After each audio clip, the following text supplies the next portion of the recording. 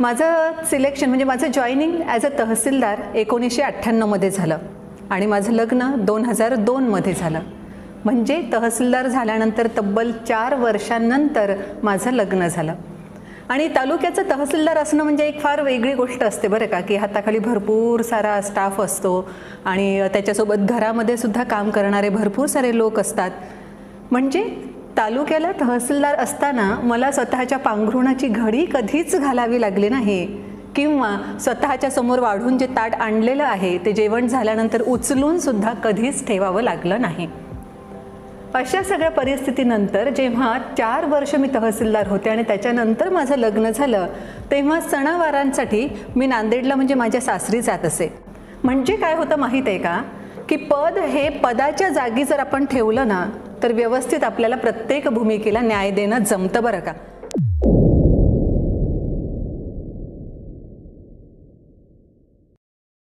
समाजामध्ये वावरत असताना आणि बऱ्याच प्रोग्राम्सना गेल्यानंतर वेगवेगळ्या मुलींची भेट होते, त्यांच्या आईंची भेट होते आणि त्यांच्याशी झालेल्या चर्चेमधून जे मला जाणवतं त्यातल्या 2 मुद्द्यांच्या संदर्भानं आज मी आपल्याशी आवर्जून बोलणार आहे. हे 2ही मुद्दे असे आहेत की ज्याच्यामुळे मी थोडीशी व्यथित होते आणि आजचं हे ऑकेजन बघता या 2ही मुद्द्यांची चर्चा आपल्याशी केलीच पाहिजे किंवा मला जे फील होतं ते आपल्यापर्यंत एक्सप्रेस केलंच पाहिजे असं मला वाटतं. म्हणून मी फक्त ते 2 मुद्दे सांगण्याचा प्रयत्न करणार आहे. त्याच्या अगोदर मी माझ्या स्वतःच्या उदाहरणापासून सुरुवात करू इच्छिते. माझं सिलेक्शन म्हणजे माझं जॉईनिंग ॲज अ तहसीलदार 1998 मध्ये झालं आणि माझं लग्न 2002 मध्ये झालं. म्हणजे तहसीलदार झाल्यानंतर तब्बल 4 वर्षांनंतर माझं लग्न झालं. आणि तालुक्याचं तहसीलदार असणं म्हणजे एक फार वेगळी गोष्ट असते बरं का, की हाताखाली भरपूर सारा स्टाफ असतो आणि त्याच्यासोबत घरामध्ये सुद्धा काम करणारे भरपूर सारे लोक असतात. म्हणजे तालुक्याला तहसीलदार असताना मला स्वतःच्या पांघरुणाची घडी कधीच घालावी लागली नाही किंवा स्वतःच्या समोर वाढून जे ताट आणलेलं आहे ते जेवण झाल्यानंतर उचलून सुद्धा कधीच ठेवावं लागलं नाही. अशा सगळ्या परिस्थितीनंतर जेव्हा 4 वर्ष मी तहसीलदार होते आणि त्याच्यानंतर माझं लग्न झालं, तेव्हा सणावारांसाठी मी नांदेडला म्हणजे माझ्या सासरी जात असे. मग अशा परिस्थितीमध्ये नेहमीच सणावारांसाठी जायची आणि आपल्या सगळ्यांचा म्हणजे विशेषतः इथे जो महिला वर्ग बसलेला आहे त्यांचाही हाच अनुभव असेल की जेव्हा असे सणवार असतात ना तेव्हा आपल्या कामवाल्या मावशीबाई हमखास बुट्टी मारतातच. यस, म्हणजे अगदी तुमचाही अनुभव तोच आहे, तुमच्या चेहऱ्यांवरून मला जाणवलं लगेच. मग अशा परिस्थितीमध्ये मी नेमकी सणावारांसाठी तिथे जायची, नेमक्या सगळ्या मावशीबाई सुट्टीवर गेलेल्या असायच्या. अशाही परिस्थितीमध्ये जी मी इथे कधी स्वतःच्या पांघरुणाची घडी घातली नाही, स्वतःच्या समोरचं ताट कधी उचलून ठेवलं नाही, पण तिथे माझ्या दोन्हीही जावांच्या बरोबरीनं सगळं काही घरकाम करत असे. म्हणजे अगदी फक्त स्वयंपाकच नव्हे तर स्वयंपाकासोबतच धुणं, भांडे, झाडून काढणं, फरशी पुसणं सगळं करत असे. आणि मला त्याच्यामध्ये कधीच काही वावगं वाटलं नाही किंवा मला कोणीतरी सांगितलं तरच मी काम करेन असं सुद्धा कधीच घडलं नाही. कारण मला स्वतःला दिसायचं मावशीबाई नाही आहेत, दोघीही काम करतात तर मलाही काम करायलाच हवं आहे. म्हणजे काय होतं माहीत आहे का, की पद हे पदाच्या जागी जर आपण ठेवलं ना तर व्यवस्थित आपल्याला प्रत्येक भूमिकेला न्याय देणं जमतं बरं का. म्हणजे जसं मी तहसीलदार आहे पण ती ऑफिसमध्ये आहे किंवा ऑफिसच्या कामांच्या संदर्भानं आहे, पण जेव्हा इथे मी घरी आलेली आहे तेव्हा मग कुणाची तरी भाऊजाई आहे, कुणाची सून आहे, कुणाची काकू आहे आणि या सगळ्या नात्यांना न्याय देणं हे सुद्धा माझं काम आहे ना. म्हणून हे बाकीचं घरकाम करताना किंवा जिथे मला आयतं ताट वाढून आणलं जायचं तिथे घरातल्या सगळ्या सदस्यांना वाढताना किंवा एखादाचा पदार्थ वाढला नाही म्हणून मग आई कधीतरी नाराज व्हायच्या, तर त्यांची ती नाराजी सहन करतानाही मला काहीच असं वाटलं नाही की माझा काहीतरी अपमान होतोय वगैरे वगैरे, जे दुर्दैवानं आजकालच्या मुलींच्या बाबतीमध्ये होताना मी बघते. म्हणून तर हा मी विषय काढते ना. मग अशा परिस्थितीमध्ये त्याच्या अगोदर त्या मुद्द्यावर येण्याच्या अगोदर मला हे सुद्धा सांगायचं आहे की जर आपण आपलं पद एका ठिकाणी आणि बाकीचे सगळे रिलेशन्स त्या रिलेशन्सच्या ठिकाणी असं व्यवस्थित सेग्रिगेशन किंवा बायफर्केशन करायला शिकलो ना तर व्यवस्थित प्रत्येक भूमिकेला न्याय देणं आपल्याला शक्य होतं. पण मी काही अशाही लेडी ऑफिसर्स पाहते की ज्या स्वतःचं पद घरामध्ये घेऊन जातात आणि मग घरामध्ये सुद्धा नवऱ्यावर बॉसिंग, मुलांवर बॉसिंग असं जेव्हा ते सुरू करतात ना तेव्हा घरातलं वातावरण हसरं खेळकर छान राहत नाही आणि दुर्दैवानं त्यांच्या हे लक्षात सुद्धा येत नाही की हे आपलं घर असं का होतं आहे ते. म्हणून त्याच निमित्तानं मला हा पहिला मुद्दा मी चर्चेसाठी जो घेते तोच मांडते आपल्यासमोर. आजकाल बरेच आई वडील मला भेटतात, विशेषतः आई ही कॅटेगरी मला भेटते आणि ते सांगतात, आम्ही ना आमच्या मुलीला अगदी स्वयंपाकघरात येऊ सुद्धा देत नाही, तिला कोणतंच घरकाम सांगत नाही.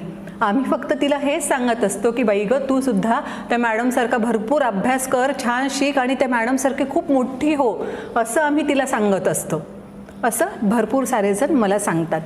वडील पण याच्यामध्ये बरेचदा असतात की आम्ही तिला घरकाम काहीच सांगत नाही, तिनं अभ्यास करावा, तुमच्यासारखं खूप मोठं व्हावं अशी आमची अपेक्षा आहे, हे सुद्धा तेही सांगत असतात. आणि फक्त आई वडीलच सांगतात अशा गोष्टी असं नाही, तर ह्या मुलीसुद्धा ज्या कॉलेज गोईंग आहेत त्यासुद्धा इतक्या छान पद्धतीनं हसत हसत सांगतात ना की मला तर घरातलं काहीसुद्धा येत नाही बरं का. म्हणजे अगदी साधा पालक कोणता आणि चुका कोणता यातला फरकसुद्धा मला कळत नाही, हरभऱ्याची डाळ कोणती आणि तुरीची डाळ कोणती यातला सुद्धा मला फरक कळत नाही, हे ते अगदी अभिमानानं सांगतात. आणि मग मला प्रश्न पडतो की खरंच आपण मुलीला घरकाम अजिबात सांगत नाही, तिला स्वयंपाकघरात शिरूसुद्धा देत नाही आणि या मुलींना पालक आणि चुका, तूर डाळ आणि हरभरा डाळ ह्यातला फरक माहीत नाही, हे अभिमानानं सांगण्यासारखी गोष्ट आहे का? मला वाटतं याच्यावर आपण खरंच पुनर्विचार करायला हवा. म्हणजे चूल आणि मूल याच सगळ्या प्रथेमध्ये महिला वर्षानुवर्ष पिढ्यानपिढ्या अगदी कोमेजून राहिली, चूल आणि मूलच्या पलीकडे तिला कोणतं विश्वच नव्हतं वगैरे वगैरे जे पूर्वीपासून सांगण्यात आलेलं आहे आणि त्याचीच प्रतिक्रिया म्हणून हे चूल मूल झुगारून देऊन आपण पुढे येत आहोत, आपण स्वतःचं करिअर घडवत आहोत. ही करिअर घडवतोय, स्वतःचं अस्तित्व स्वतंत्रपणे निर्माण करतोय, ही खूप चांगली गोष्ट आहे. पण चूल आणि मूल याच्याबद्दल पूर्णतः एवढा तिरस्कार करण्याची खरंच गरज आहे का, हा मुद्दा मला मांडायचा आहे. आणि अर्थात याच्याही पुढे हाच मुद्दा मी अजून व्यवस्थितरित्या क्लॅरिफाय करणार आहे. त्याच्यासाठी मी कोरोनाचं उदाहरण घेते. कोरोनाचा काळ आपल्या सगळ्यांसाठीच वाईट होता. म्हणजे जे कोणत्या वेगवेगळ्या रूमवर राहत होते किंवा हॉस्टेलवर राहत होते त्यांनासुद्धा मग आपापल्या गावी जावं लागलं. अशा सगळ्या परिस्थितीमध्ये अनेक घरांमध्ये असंही घडलं की स्वयंपाकघरात सगळं काही आहे पण बनवायचं कसं हे माहीत नाही ना. मग उलट तर माझं म्हणणं असं आहे की घरकाम म्हणजे बेसिक घरकामातल्या बेसिक ज्या गोष्टी आहेत की घर नीटनेटकं ठेवणं, त्याच्यानंतर मोजके तरी पदार्थ स्वतःचं पोट भरू शकेल एवढे तरी पदार्थ आपल्याला स्वतः करता येत असणं, हे एक स्किल आहे. त्याच्याकडे अगदी घरकाम आहे.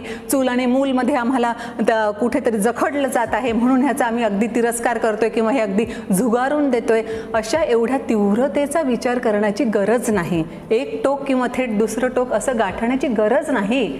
तर माझं म्हणणं असं असतं की घरकाम असो किंवा स्वयंपाकघरातले काही मोजके पदार्थ असो, स्वयंपाकघरसुद्धा नीटनेटकं ठेवणं असो, या गोष्टी स्किल म्हणून जर आपण बघितल्या तर फक्त मुलींनाच नव्हे तर मुलांनासुद्धा त्या आल्याच पाहिजेत, हे माझं प्रामाणिक मत आहे. कारण आजकाल मुलंसुद्धा शिक्षणासाठी दुसरीकडे जात आहेत. मेसचं खाणं त्यांना बोर होतं आहे. कधी त्यांनी रूम केलेली असते पण तिथे मग काय बनवायचं, बनवता येत नाही, अपरिहार्यपणे बाहेरचं खायचं आहे. म्हणजे आता तर बरेच जण असंही म्हणतील की खाण्यापिण्याचा आम्हाला काही प्रश्न नाही, कारण भरपूर सारे हॉटेल्स आहेत. अगदी प्रत्येक वेळेस वेगवेगळ्या हॉटेलची जरी टेस्ट करायचं म्हटलं तरीसुद्धा आमचं आयुष्य सुखात निघून जाऊ शकतं. किंवा झोमॅटो स्विगी आहे त्याच्यामुळे आम्ही मागवून पण घेऊ शकतो. पण मला हे सुद्धा सांगावं असं वाटतं की आपण 8-10 दिवस कुठेतरी फिरायला जातो आणि मग आपल्याला ओढ लागते घरच्या जेवणाची. बाहेर कितीही आपण पंचपक्वान्न वेगवेगळ्या व्हरायटीज खात असू तरीसुद्धा घरातलं अन्न स्वतः आपण जोपर्यंत खात नाही तोपर्यंत पोट भरल्याचं समाधान आपल्याला होत नाही. आणि बाहेरचं फूड खरंच किती हेल्दी आहे याचाही पुन्हा विचार व्हायलाच हवा ना. सो आता तरी मला हे सांगायचं आहे की या घरकामांकडे अशा वेगळ्या दृष्टिकोनातून बघण्याच्या ऐवजी एक स्किल म्हणून जर बघितलं आणि आपल्यालाही ते आलंच पाहिजे, आवश्यक तेवढं तरी आलं पाहिजे किंवा पुरेसं तेवढं तरी आलं पाहिजे, हा जर आपण विचार केला तर मला वाटतं घरकामं आम्ही अजिबातच करत नाही हे अभिमानानं सांगण्याची गरज आपल्याला कदाचित उरणार नाही सुद्धा. आणि आणखी एक महत्त्वाचा मुद्दा मला याच ठिकाणी मांडावासा वाटतोय. आपण फॉरेनचं भरपूर सारा कल्चर ॲडॉप्ट केलं आहे. आपण पार्टी कल्चर घेतलं आहे, त्यांचं फूड कल्चर घेतलं आहे, आणखी बरेच वेगळ्या वेगळ्या प्रकारचे नाईट आऊट वगैरे वगैरे ते सगळेच मी सांगत बसणार नाही. पण असं सगळं फॉरेनचं कल्चर घेत असताना आपण त्यांचं हे पण तर कल्चर घेतो का? फॉरेनमध्ये तुम्हाला मेड दिसतात का? म्हणजे मावशीबाई आपण ज्यांना म्हणतो अशा मावशीबाई तिथे असतात का? अजिबात नाही. या सगळ्या पाश्चात्य कंट्रीजमध्ये तर सगळंच्या सगळं, तुम्ही कितीही मोठे पगारदार असा किंवा कितीही मोठं पोझिशनवर असा, घरातले सगळे कामं करण्यासाठी स्वतःच तिथे झटावं लागतं. मग माझ्या घरातले कामं मी स्वतः करेन किंवा ॲटलिस्ट करणार नाही तर किमान मला ते आलं तरी पाहिजे, इमर्जन्सीमध्ये तरी करता आलं पाहिजे, एवढा तरी विचार करायला हवा ना. पण तसा विचार आपण करतो का? आणि हे उदाहरण आत्ता जस्ट आठवण्याचं कारण सुद्धा हे होतं की माझी नुकतीच लंडनला स्थायिक झालेली चुलत बहीण आली होती आणि इथे ती जॉब करत होती. म्हणून ह्या माझ्या चुलत बहिणीला, प्रियंकाला, मी जेव्हा विचारलं की तू लंडनमध्ये आता काय करतेस, कारण मला वाटत होतं की ती कदाचित तिथे पण जॉब करते की काय, आणि तिने इतकं छान उत्तर दिलं, मी सध्या मेड इन लंडन आहे.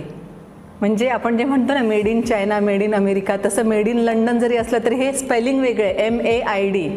म्हणजे लंडनमध्ये सगळी घरची कामं मला स्वतःलाच करावी लागतात. म्हणून कामवाल्या मावशीबाईंना जे इंग्लिशमध्ये मेड म्हटलं जातं, सो ती मला हसत हसत म्हणाली की मी मेड इन लंडन आहे. मग हे फॉरेनचं कल्चर आपण का नाही घेत? म्हणजे आपल्या सोयीचे सगळे कल्चर घेणार आणि जिथे आपल्याला त्रासदायक वाटतंय तिथे मात्र लगेच सोडणार. हा मुद्दा बरोबर नाही ना. आणि बेसिकली ह्या गोष्टी त्रास वाटण्याच्या नाहीत, तर ह्या कौटुंबिक सौख्यासाठी सुद्धा खूप महत्त्वाच्या आहेत, आपल्या स्वतःसाठी खूप महत्त्वाच्या आहेत. हा विचार तरी आपण केला पाहिजे ना. आणि इव्हन मी खूप प्राऊडली सांगते की माझे हजबंड देखील MBBS MD आहेत.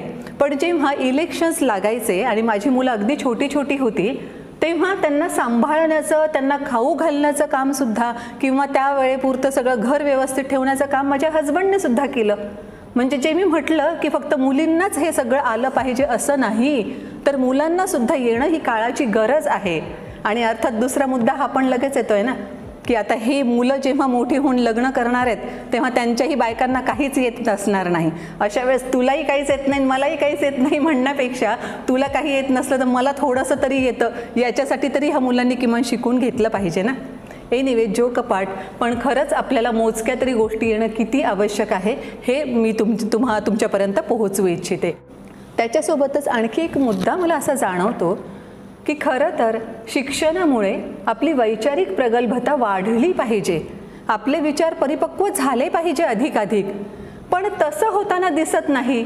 म्हणजे बघा, आता पूर्वीच्या तुलनेमध्ये मुलीसुद्धा आणि मुलंसुद्धा खूप हायर एज्युकेशन घेत आहेत, जास्तीत जास्त ते शिकत आहेत.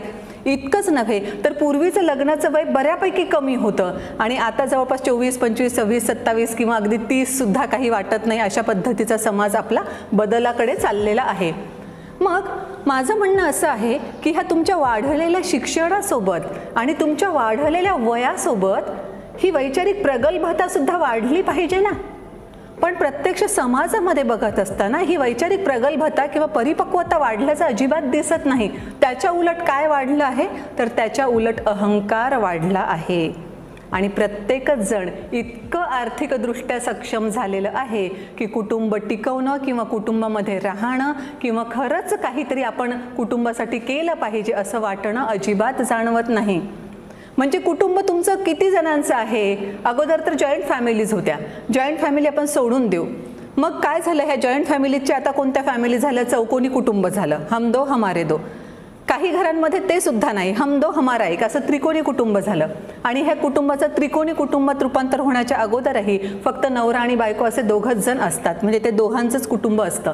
मग ह्या दोघांच्या कुटुंबामध्ये हे दोघं तरी एकमेकांना समजावून घेतात का? एकमेकांचे व्ह्यूज अंडरस्टँड करतात का? हे सुद्धा दुर्दैवानं अजिबात दिसत नाही. उलट अशा कारणांवरून भांडणं व्हायला लागतात की बरेचदा ओला टॉवेल पलंगावर टाकला, त्याच्यावरून इतकं त्यांचं भांडण वाढतं अशा छोट्या छोट्या गोष्टींवरून. मग कोणीतरी तर समंजसपणा दाखवणं गरजेचं आहे ना. आणि ही भांडणं कुठपर्यंत जातात? ही भांडणं थेट डिव्होर्सपर्यंत जातात की नाही, दररोजच तो ओला टॉवेल पलंगावर पाहणं मला शक्य होत नाही आणि माझं त्याचं काही जमत नाही किंवा माझं आणि तिचं काही जमत नाही असं. मग या परिस्थितीमध्ये मी जे म्हणत आहे की आर्थिक सक्षमतेमुळे, वाढलेल्या वयामुळे आणि वाढलेल्या शिक्षणामुळे मॅच्युरिटी इतकी वाढली पाहिजे की स्वतःच्या भावना समजावून घेणं आणि समोरच्याच्याही भावना समजावून घेणं, आणि त्याच्यासोबतच जर आपल्याला त्याला काही सांगायचं असेल तर प्रॉपर शब्दांमध्ये समजावून सांगणं हे आपल्याला जमलं पाहिजे ना. म्हणजे रिलेशन मेंटेनन्स हा प्रकार काय फक्त प्रोफेशनमध्येच असतो का? म्हणजे कंपन्यांमध्ये किंवा जॉबवर आपल्याला ऑफिशियली रिलेशन मेंटेन करावे लागतात, ते प्रोफेशनल स्किल आहे रिलेशन मेंटेनन्स, म्हणून तिथे आपण रिलेशन मेंटेन करण्यासाठी सगळे काही प्रयत्न करणार. मग घरातले रिलेशन्स मेंटेन करणं हे स्किल नाही का? ते सुद्धा तर स्किल आहे. म्हणजे फक्त आपण आर्थिकदृष्ट्या सक्षम आहोत म्हणून घराला लाथ मारून आपण आपलं स्वतःचं स्वतंत्र घर पण घेऊ शकतो आणि हे घर उभारू सुद्धा शकतो म्हणून लगेच आपण तोडून टाकायचं आणि कुठेतरी वेगळ्या ठिकाणी आपलं आपलं घर करायचं, हे बरोबर नाहीच ना. तिथे सुद्धा रिलेशन मॅनेजमेंट आलं पाहिजे की नाही? प्रोफेशनमध्येच नव्हे तर घरामध्ये उलट जास्त ते आलं पाहिजे या मताची मी आहे. कारण जेव्हा काही प्रॉब्लेम्स वैयक्तिकरित्या आपल्याला सतावत असतात किंवा प्रोफेशनलमधल्या काही प्रॉब्लेम्सचा आपल्या वैयक्तिक आयुष्यावर परिणाम होत असतो, तेव्हा हे वैयक्तिकच रिलेशन्स असतात जे आपल्याला मदतीसाठी येत असतात. म्हणून रिलेशन मॅनेजमेंटला आपण जेवढं प्रोफेशनल लाईफमध्ये महत्त्व देतो ना, तेवढंच महत्त्व आपण आपल्या कौटुंबिक लाईफमध्ये सुद्धा दिलंच पाहिजे, आपल्या पर्सनल लाईफमध्ये सुद्धा दिलंच पाहिजे. आणि याच्याच सोबत आपण ट्रूथ ऑफ थ्री साइड्स तरी बघतो का? ट्रूथ ऑफ थ्री साइड्स म्हणजे काय? अगदीच साधं की तिसरी सुद्धा बाजू पाहणं, की तो काहीतरी सांगतोय, मी काहीतरी सांगत आहे, पण ह्याला तिसरी पण काहीतरी बाजू असू शकते, त्याचा व्ह्यू तरी समजावून घेणं हे तरी आपण ॲटलिस्ट केलं पाहिजे ना. पण तसंही न करता लगेचच आपण एकमेकांपासून दूर जाणं जे करतो आहोत ना, ते वैचारिक प्रगल्भतेचं लक्षण अजिबात नाही. म्हणून मी म्हणते की शिक्षणामुळे, वाढलेल्या वयामुळे उलट आपण वैचारिकदृष्ट्या प्रगल्भ झालं पाहिजे आणि ती प्रगल्भता आपण आपल्या वागण्यातून दाखवली सुद्धा पाहिजे. प्रत्येक वेळेस म्हटलं जातं की मुलीच किती ॲडजस्ट करतात, म्हणजे ती तिचं संपूर्ण घर सोडून एका अशा फॅमिलीमध्ये जाते ज्या फॅमिलीबद्दल तिला ॲब्सोल्युटली काहीही माहीत नसतं. लग्न ठरवताना जेवढा थोडाफार परिचय होतो तेवढाच परिचय झालेला असतो, आणि अशा परिस्थितीमध्ये हिनं त्यांचंच का ऐकून घ्यायचं, त्यांच्याशीच का रुळायचं? म्हणजे मग वादावादी तिथे सुद्धा व्हायला सुरुवात होते की आम्ही तिखट सगळं खातो, यांच्याकडे एकदम फिक्कं फुसूक खातात, मग मला तिथे पोट भरतच नाही. मग तिथे सुद्धा कुठेतरी व्यवस्थितरित्या आपण बोलून किंवा चर्चा करून सोल्युशन काढले पाहिजे. सोल्युशन जर आपण ठरवलं तर डेफिनेटली निघतात, पण आपण सोल्युशन काढण्याचा प्रयत्नच करत नाही, हा फार वाईट मुद्दा दिसतोय. मग त्याही परिस्थितीमध्ये ॲडजस्ट फक्त मुलीच करतात असं नाही आहे, तर आपण लक्षात घेतलं पाहिजे की ॲडजस्ट त्या कुटुंबाची सुद्धा करतात, मुलाकडचं कुटुंबसुद्धा ॲडजस्ट करत असतं. जसं ही एकदम कंप्लीट वेगळ्या फॅमिलीमध्ये जात असते, तसंच ती फॅमिलीसुद्धा एकदम वेगळ्या संस्कारातून वाढलेल्या, वेगळ्या कुटुंबातून आलेल्या त्या मुलीला ॲक्सेप्ट करत असते आणि तिला पूर्ण आपल्यामध्ये सामावून घेण्याचा प्रयत्न करत असते. रेल्वेसुद्धा ट्रॅक बदलताना खडखडतेच, इथे तर संपूर्ण आयुष्यच वेगळ्या ट्रॅकवर जात आहे. त्याच्यामुळे एकमेकांना समजावून घेण्यासाठी थोडासा कालावधी तर दिलाच पाहिजे ना, पण तेवढा कालावधी न देता लगेच काही दिवसात, काही महिन्यात आपण कोणत्या तरी एका वेगळ्या डिसिजनला येत असू तर मला वाटतं त्यावर आपण पुनर्विचार केलाच पाहिजे. आणि खरंच आपण ह्या पर्सनल लाईफमधले सुद्धा रिलेशन कसे मेंटेन करता येईल त्या दृष्टिकोनातून विचार केला पाहिजे. तिथे ही बाब खरंच महत्त्वाची ठरेल की घरातल्या आवश्यक तेवढ्या बाबी प्रत्येक मुलाला किंवा मुलीला करता येतील अशा रीतीनं संस्कार आईवडिलांनी त्यांच्यावर केले पाहिजे. म्हणजे हे अभिमानानं सांगण्याची गोष्ट नाही आहे की आमच्या मुलीला काहीच येत नाही किंवा मुलाला काहीच येत नाही, तर आम्ही त्याला आवश्यक ते सगळं काही शिकवलेलं आहे हे अभिमानानं सांगण्याचा मुद्दा असतो. या एका मुद्द्यावर मला सांगायचं होतं. आणि दुसरा महत्त्वाचा मुद्दा जो मी समाजात बघते आणि ज्याच्यामुळे सुद्धा मला खूप वाईट वाटतं, जी मंडळी खूप श्रीमंत असतात ती मंडळी त्यांच्या घरातली लग्न खूप मोठी थाटामाटात करतात, पण ज्यांच्या घरी एवढी सगळी सुबत्ता नसते ते सुद्धा थाटामाटातच लग्न करण्याचा प्रयत्न करतात, हे मला कुठेतरी खटकायला लागतं बरं का. आणि त्याच्या अगोदर आणखी एक मी मुद्दा तुम्हाला सांगते की कसं असतं, विचारांचा परिणाम आपल्या शरीरावर सुद्धा होत असतो. जर विचारांचा परिणाम शरीरावर होत असेल तर कृतींवर सुद्धा तो डेफिनेटली होतोच. मी एक जस्ट उदाहरण तुम्हाला सांगते. एक कपल होतं, त्यांचा खूप लाँग जर्नी होता, ते फ्लाईटने फ्लाय करत होते आणि ह्या लाँग जर्नीमध्ये त्यांनी अगोदरच सगळं सांगितलेलं होतं की आम्ही कम्प्लिटली व्हेजिटेरियन आहोत, त्यांच्या पिढ्यानपिढ्यामध्ये नॉनव्हेज वर्ज्य आहे. आणि अशा परिस्थितीमध्ये जेव्हा एअर होस्टेसनी फ्लाय झाल्यानंतर फ्लाईट फ्लाय झाल्यानंतर 1-2-3 तासाने काहीतरी त्यांना व्हेज बिर्याणी आणून दिली, पनीर बिर्याणी. मग यांना खाताना वाटलं की पनीर काही नेहमीसारखं लागत नाही, काहीतरी वेगळं लागतं आहे म्हणून त्यांनी त्या कपलनी एअर होस्टेसला बोलवलं आणि विचारलं की ही पनीर बिर्याणीच आहे ना नक्की. तिनं सांगितलं हो पनीर बिर्याणीच आहे, निश्चिंतपणानं खा. या कपलनं पुन्हा ती खायला सुरुवात केली, पण समहाऊ त्यांना सतत वाटत होतं की हे पनीर पनीरसारखं नाही लागत आहे. म्हणजे भलेही ते कितीही वेगळ्या पद्धतीनं बनवलेलं असलं तरीसुद्धा हे पनीरसारखं नाही लागत आहे. त्यांनी 2-3 वेळेस तिला विचारून खात्री केली आणि तिनं अगदी कम्प्लिटली त्यांना ॲश्युअर्ड केलं की ही पनीर बिर्याणीच आहे, तुम्ही अगदी निश्चिंतपणानं खा. शेवटी त्यांनी ती पनीर बिर्याणी खाल्ली देखील. 2-3 तास होऊनही गेले आणि 2-3 तासांनंतर ही एअर होस्टेस त्यांच्याकडे आली माफी मागण्यासाठी आणि म्हणाली, एक्स्ट्रीमली सॉरी, माझ्याकडून चूक झाली, पनीर बिर्याणीच्या ऐवजी मी तुम्हाला चिकन बिर्याणी दिली होती. जेव्हा आता लक्षात आलं त्यांच्या की आपण जे खाल्लं ते पनीर नव्हतं तर ते चिकन होतं, जे आपल्या पिढ्यानपिढ्यांपासून वर्ज्य आहे आणि पुढच्याही असंख्य पिढ्या वर्ज्यच करणार आहेत. अशा परिस्थितीत पनीरऐवजी आपण चिकन खाल्लंय. म्हणजे ती बिर्याणी खाल्ल्यानंतर 1.5-2 तास त्यांना काहीही प्रॉब्लेम नव्हता, ते व्यवस्थित होते. पण ॲज सून ॲज त्यांच्या लक्षात आलं की आपण खाल्लेलं काय होतं, त्या क्षणापासून या कपलनी जे उलट्या करायला सुरुवात केली, नॅचरली त्यांना उलट्या यायला सुरुवात झाली. पार त्यांचा कंप्लीट होईपर्यंत जर्नी ते सतत उलट्या करतच होते.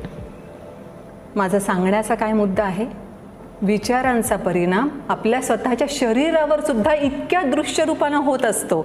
मग विचारांचा परिणाम हा डेफिनेटली आपल्या कृतींवर सुद्धा होतोच. म्हणून मग माझं म्हणणं हे असं असतं की हे ऋण काढून सण साजरे करणं किंवा घर गहाण टाकायचं, शेताचा तुकडा विकायचा आणि मुलीचं थाटामाटात लग्न करून द्यायचं, हा अट्टाहास कशासाठी? येस, अगदी बरोबर बोललेत काका. हा अट्टाहास कशासाठी? कारण लोक नाव ठेवतील म्हणून. मग तिथे तोच तर मुद्दा येतो की लोक काय म्हणतील हे सगळे विचार आपल्या डोक्यामध्ये चालू आहेत. जेव्हा आपण असं ऋण काढून सण साजरे करतो आहोत, घर गहाण करू, शेताचा तुकडा आपण विकून किंवा गहाण ठेवून आपण जर लग्न करतो आहोत, उद्या जर काहीतरी फायनान्शियल इमर्जन्सी आली तर हे जे लोक आपल्या लग्नामध्ये भरपूर छान जेवण करून गेले, आपलं लग्न खूप छान झालं असं आपल्याला नावाजून गेले, हे लोक आर्थिकदृष्ट्या मदत करण्यासाठी आपल्याकडे येणार आहेत का? अजिबात नाही. जेव्हा आपण फायनान्शियल अडचणीमध्ये असतो ना, तेव्हा अगदी जवळचे सुद्धा अंग काढून घेतात. आणि मग अशा लोकांना खुश करण्यासाठी किंवा त्या लोकांनी आपलं कौतुक करावं की यांच्याकडचं लग्न किती छान झालं म्हणावं आणि त्यांनी ते स्मरणात ठेवावं, म्हणून असं करण्याची खरंच गरज आहे का? ज्यांना परवडतं ते डेफिनेटली करतील ना. त्यांच्याकडचे सॅलडमध्ये सुद्धा 10 प्रकार असतील, स्वीटमध्ये ते 25 प्रकार ठेवतील, ते करतील ना, कारण त्यांना ते परवडतं. पण ज्यांना परवडत नाही त्यांनी पण तोच प्रयत्न करणं, ही बाब आपण विचार करण्याजोगी आहे. आणि इथे मग मला त्या बेंडकुळीच्या गोष्टीची आठवण येते. लहानपणी ही बेंडकुळीची गोष्ट वाचलेली होती. या बेंडकुळीची म्हणजे ही बेंडकुळी विहिरीमध्ये राहणारी आणि तिचं पिल्लू एकदा असंच बाहेर विहिरीच्या गेलं होतं. ह्या पिल्लाने बैल पाहिला आणि मग ते बेंडकुळीला येऊन सांगू लागलं की मी बैल पाहिला, तो बैल खूप मोठा होता.